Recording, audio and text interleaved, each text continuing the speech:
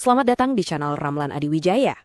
Oke, pernah kebayang nggak sih ada sebuah jalan raya yang dibangun melintasi satu pulau penuh? Tapi pondasinya bukan cuma aspal dan batu, melainkan juga keringat, darah, bahkan nyawa. Nah, kali ini kita akan telusuri salah satu proyek paling ambisius sekaligus paling brutal dalam sejarah kita, Jalan Raya Pos Anyer Panarukan. Yap, panjangnya itu kira-kira 1.000 kilometer. Coba deh bayangin, membentang dari ujung barat sampai ujung timur Pulau Jawa. Proyek raksasa ini benar-benar mengubah wajah Jawa selamanya. Tapi harga yang harus dibayar itu mahal banget. Legenda kelamnya udah kayak mendarah dagingnya di ingatan kita, sebuah jalan raya yang dibangun di atas penderitaan. Tapi pertanyaannya, apa ceritanya cuma sesederhana itu? Kita sering banget kan dengar narasi dramatisnya? Jalan Raya Pos itu jalan darah 1.000 kilometer dibangun atas perintah Gubernur Jenderal Daendels yang super kejam. Tapi untuk benar-benar ngerti proyek ini, kita harus lihat lebih jauh dari sekedar legendanya. Pembangunan jalan ini ternyata bukan cuma proyek ambisi pribadi Daendels loh. Untuk paham kenapa proyek ini harus dikebut, kita mesti lihat kondisi dunia saat itu. Ini adalah perintah perang yang datang langsung dari Eropa. Jadi ceritanya gini, di awal tahun 1800-an, Eropa lagi ancur-ancuran karena perang Napoleon. Nah, Belanda waktu itu jadi negara bawahan Prancis, jadi posisinya terancam banget. Pulau Jawa sebagai salah satu aset koloni paling berharga, rawan diserang sama musuh bebuyutan Napoleon, Inggris. Makanya, Daendels dikirim ke Jawa tahun 1808 dengan satu misi utama, pertahankan Jawa apapun caranya. Tujuannya strategis banget dan sangat jelas. Jalan Raya Pos ini dirancang biar pasukan bisa gerak super cepat melintasi Jawa. Selain itu, jalan ini juga buat mengamankan jalur komunikasi militer, memusatkan kontrol dari Batavia, dan yang paling penting, nggak lagi bergantung sama jalur laut yang gampang diserang. Singkatnya, ini murni infrastruktur perang. Oke, sekarang kita masuk ke bagian paling kelam dari cerita ini. Gimana caranya jalan ini dibangun? Nah, disinilah aspek brutal dari legendanya jadi kenyataan yang benar-benar mengerikan. Tulang punggung proyek ini adalah sistem yang kita kenal sebagai kerja rodi. Gampangnya, ini tuh sistem kerja paksa.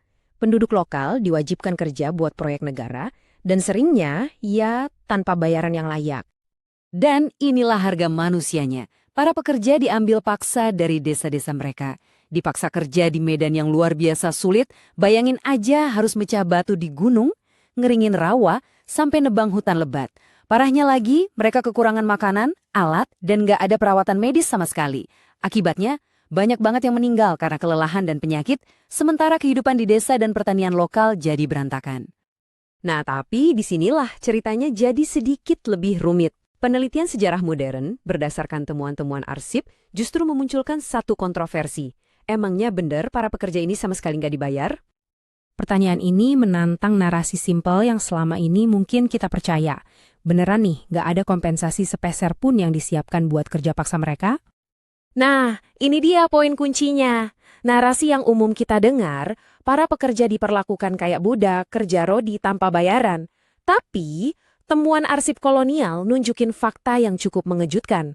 Pemerintah pusat di Batavia ternyata mengalokasikan dana untuk upah dan makanan para pekerja. Fakta ini kan mengubah cara kita melihat keseluruhan ceritanya. Tentu saja, ini langsung memunculkan pertanyaan berikutnya, yang logis banget.